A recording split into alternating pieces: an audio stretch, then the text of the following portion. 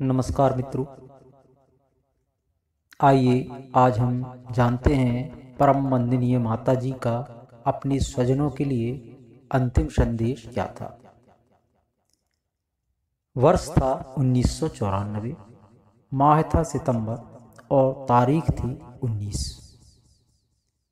भाद्रपद पूर्णिमा का समय था। माता जी का जो अंतिम संदेश था वह इस प्रकार था। जिन चरणों में अपने आप को समर्पित किया, उनके बिना जीवन का एक एक क्षण पीड़ा के पहाड़ की तरह बीत रहा है।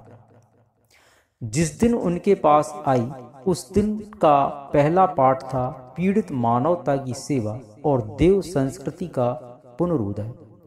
सो अपने आप को उसी में घुला दिया।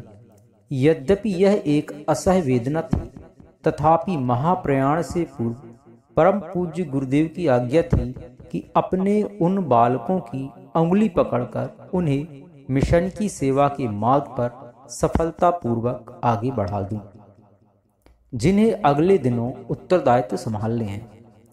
पिछले 4 वर्षों में मिशन जिस तरह आगे बढ़ा वह सबके सम्मुख है। जो मैं देख रही हूँ, आगे का भविष्य तो इतना उज्जवल है जिसे कल्पनातीत और चमत्कार कहा जा सकता है। उसके लिए जिस पुरुषार्थ की आवश्यकता है, हमारे बालक अब उसमें पूर्णतया प्रशिक्षित हो गए हैं। शरीर यात्रा अब कठिन हो रही है।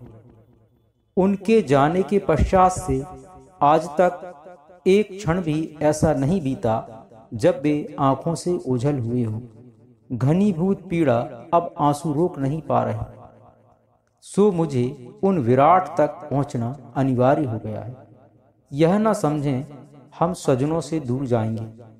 परम पूज्य गुरुदेव के सूक्ष्म एवं कारण सत्ता में विलीन होकर हम अपने आत्मीय कुटुंबियों को अधिक प्यार बांटेंगे, उनकी सुख सुविधाओं में अधिक सहायक होंगे।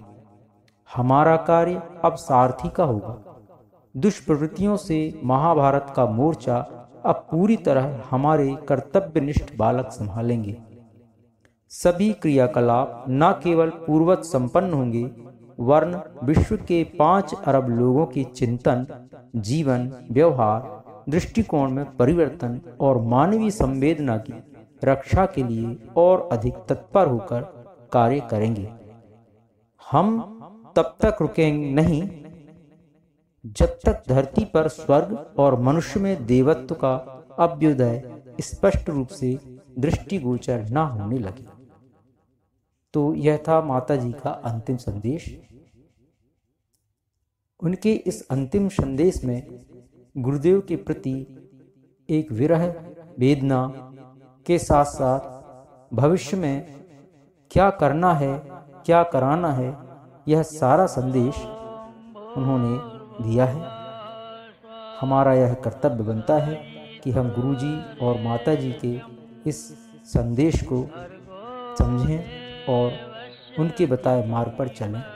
धन्यवाद, नमस्कार। मिलते हैं किसी अगले नए वीडियो में नई वार्ता के साथ। नमस्कार।